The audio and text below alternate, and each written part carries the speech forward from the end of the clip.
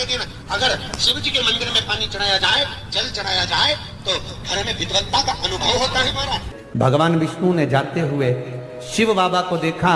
शंकर भगवान से, भगवान नारायण ने कहा आप कुछ कहेंगे नहीं? भगवान शंकर कहते हैं नारायण चिंता मत करो, बार के दिन अगर की दाल चढ़ा कर जाएगा, चने की दाल को मंदिर के पीछे बैठकर ओम नमः शिवाय बोलकर जो नारायण को समर्पित करेगा, उसके मनवांचित फल को मैं 3 महीने में पूरा कर दूंगा। उसके मन की कामना को मैं 3 माह में पूर्ण कर दूंगा। आज भी नियम है, चने की दाल को लेकर जाते मंदिर के पीछे बैठकर चने की दाल को लेकर ओम नमः शिवाय का जाप करते हैं। 7 बार ओम नमः शिवाय बोलकर चने की दाल वापस घूमकर भगवान विष्णु को समर्पित करी जाती है, तो 3 महीने में मनोकामना पूरी हो जाती है। उस चने की दाल का इतना प्रमाण है,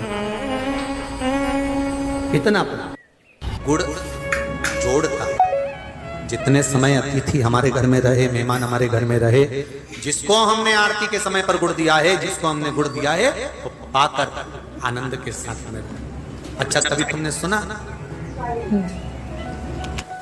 जो जिसके यहाँ पर गणेश जी नहीं होते, शादी ब्याह में अगर गणेश जी नहीं मिलते तो क्या करते हैं, वो गुड़ का जो ढेला होता है ना, उसी को आधा तोड़कर गणेश जी बना के रख देते हैं और उसी आधे गुड़ के ढेले का भोग लगा देते हैं। गुड़ का ही गणेश और गुड़ ही खजाना। देखिए जरा भाव देखिए हमारे सनातन धर्म में। भगवान को रिझाने का तरीका देखिए। अब कई लोग कहते हैं ये गुड़ से क्या होता है, ये मूंग से क्या होता है, ये धने से क्या होता है, चावल से क्या होता है, बेलपत्र से क्या होता है। अरे भाई, समर्पित करोगे, पाओगे तो जानोगे ना। सावन के बार के दिन जिस लड़का और लड़की का विवाह नहीं हो रहा, बहुत हताश हो गए, परेशान हो गए, विवाह संबंध जमी नहीं रहा, किसी भी बुधवार के दिन तांबे के कलश में चने की दाल को भर लीजिए, किसी भी बुधवार, और तांबे के कलश में चने की दाल को भर लो।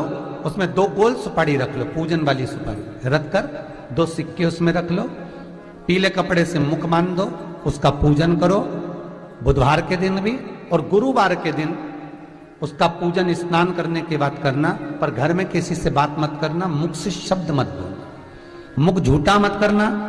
पूजन करने के बाद उल्टे हाथ पर कलश को रखकर सीधे हाथ से ढककर कोई ब्राह्मण के घर में जाकर साथ में किसी को ले जाओ, बिना बोले, बिना बात करे, बिना कहे, साथ जाकर ब्राह्मण का दरवाजा बजा दे, बात कर ले और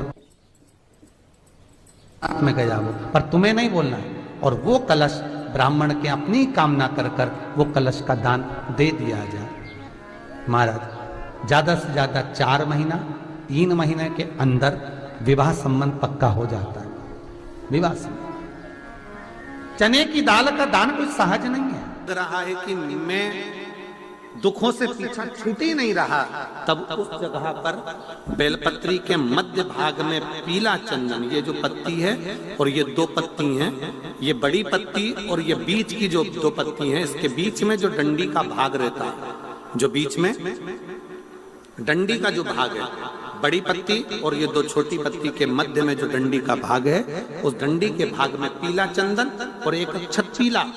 शंकर भगवान को प्रदोष के दिन आप अगर प्रदोष काल में समर्पित कर रहे हैं, तो ये निश्चित है कि धीरे धीरे कर कर वो दुख समाप्त होगा, वो दुख कटेगा ही। विश्वनाथ को कुछ नहीं चाहिए, मेरे शंकर को चाहिए क्या? अगर आपके जीवन में ऐसा लगे कि बहुत बड़ी बीमारी आ गई और आपके घर का व्यक्ति वेंटिलेटर पर पड़ा हुआ है, तो शमी के वृक्ष के फूल ले आओ 7, और शमी के वृक्ष के 7 फूल लाकर एक एक फूल शंकर भगवान को श्री शिवाय नमस्तुभ्यम कहकर उस व्यक्ति के लिए जो पड़ा हुआ है, अंतिम सांसें गिन रहा है, जिसको अटैक आ गया, अंतिम सांसों में जो गिन रहा है, उसके नाम से भगवान शंकर पर चढ़ाना प्रारंभ कर दो। मात्र 7 पुष्प, उस शमी के वृक्ष के 7 पुष्प आप शिव को समर्पित करिए, उसका नाम और गोत्र बोलकर, और भगवान शंकर का मूल मंत्र श्री शिवाय, जम के बोलिए श्री शिवाय नमस्तुभ्यम बोलकर एक एक शमी का फूल शंकर पर चढ़ाना प्रारंभ कर दो। फिर आगे वो विश्वनाथ की मर्जी है, वो प्राण कैसे लेकर वापिस आता है, उस काल से छुड़ाकर महाकाल कैसे लाता है, ये वो जाने। आपका फर्ज केवल आप अदा करिए।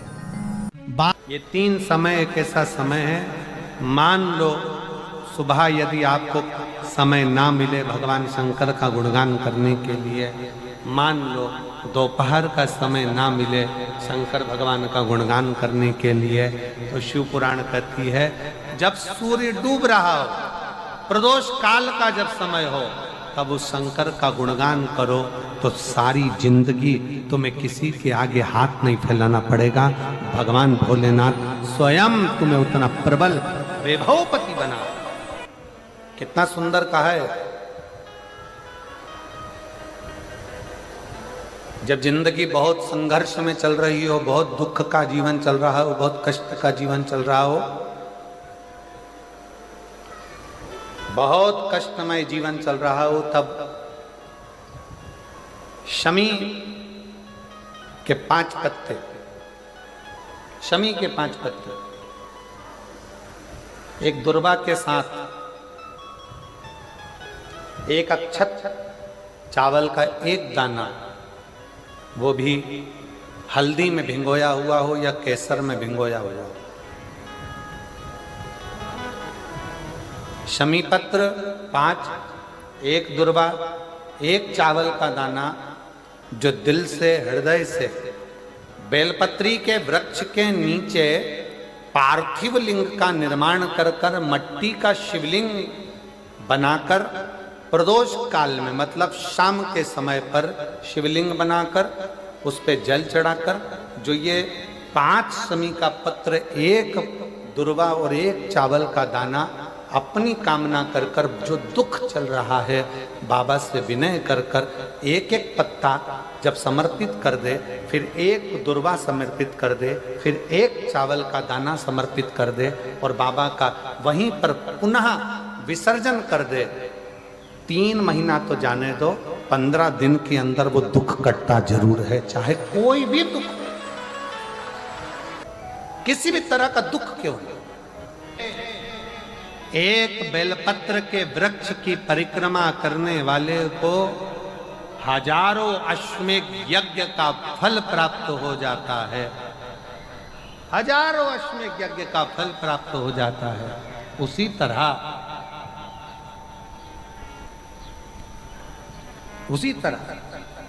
एक पार्थिव लिंग का निर्माण करने वाले को, मिट्टी का शिवलिंग का निर्माण कर कर पूजन करने वालों को 12 ज्योतिर्लिंग के शिवलिंग के दर्शन का पुण्य फल प्राप्त। जब श्री बद्रीनाथ भगवान विश्राम करते हैं, पट जब बंद होते हैं, तो मेरे नारायण के